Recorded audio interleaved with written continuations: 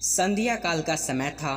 गुरु अपने सभी शिष्यों को बोलते हैं कि कल सुबह सुबह सब लोग नदी में स्नान करके कुटिया के पास आ जाना। सभी शिष्य इसी बात से हैरान हो जाते हैं कि हम लोगों ने कुछ गलती तो नहीं की है। फिर एक शिष्य बोलता है कि हो सकता है कि कल सुबह गुरुजी हमें कुछ अच्छी बात बताने वाले हैं। अगली सुबह सभी शिष्य नदी में स्नान करके कुटिया में आ जाते हैं। गुरुजी कुटिया में आए और बोले, आज मैं तुम लोगों को चुप रहने के फायदे बताऊंगा। गुरु बोलते हैं 5 मौके जहां पर मौन रहने से होती है लाभ और बोलने से हानि। गुरुजी बोलते हैं अगर आप 5 मौके पर शांत हो गए यानी मौन हो गए तो आप जो चाहेंगे वही आपको मिलेगा। आपकी जिंदगी में चमत्कारी बदलाव आने लगेंगे। जरूरत से ज़्यादा चुप रहना या बोलना अच्छी बात नहीं है।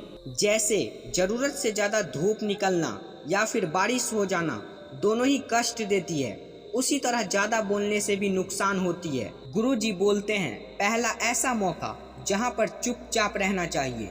पहला नियम, बिना किसी वजह के ना बोले।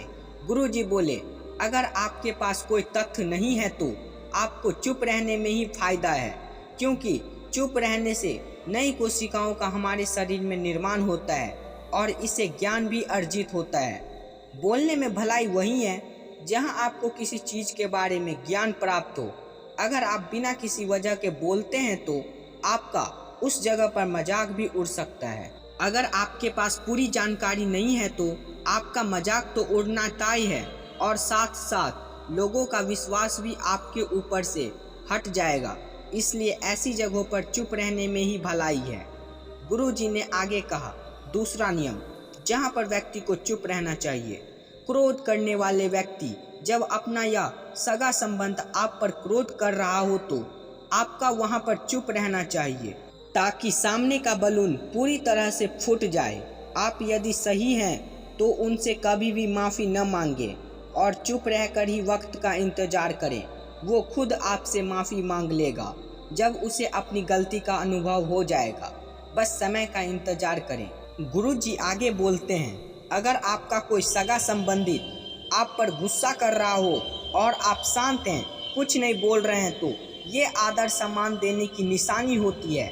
इससे ना कोई कभी छोटा होता है और ना ही बड़ा। अगर आपको गुस्सा आ रहा है तो आप वहाँ से बिना कुछ बोले चले जाएं या फिर चुप रहकर कुछ न बोलें, क्योंकि गुस्सा करने से आपके रिश्ते खराब होते हैं।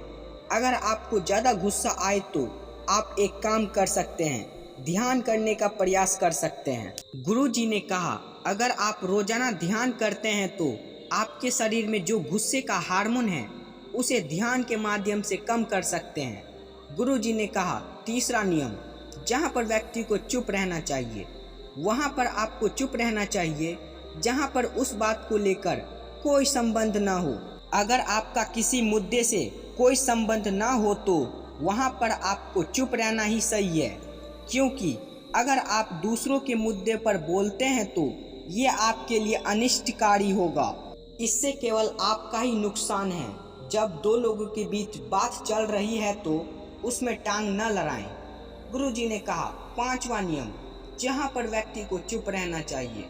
जब कोई नहीं समझे आपकी भावना को, यदि आपको लग रहा है कि सामने वाला व्यक्ति आपके दुख को समझ नहीं पा रहा है या आपकी जो परेशानी है उसको समझ नहीं पा रहा है, तो आपको ऐसे व्यक्ति के सामने चुप रहना चाहिए, क्योंकि ऐसे लोगों को आपके भावना या दुख से कोई लेना देना नहीं है।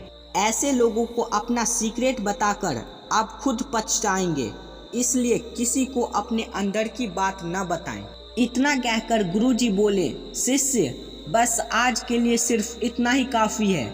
अगर तुम सब मेरी 5 बातों का अपने जीवन में अपना लेते हो तो तुम सभी लोग बहुत सफल बन सकते हो। दोस्तों, मुझे उम्मीद है कि ये वीडियो आपको पसंद आया होगा। हो सके तो वीडियो को लाइक करें और चैनल को सब्सक्राइब करें। धन्यवाद।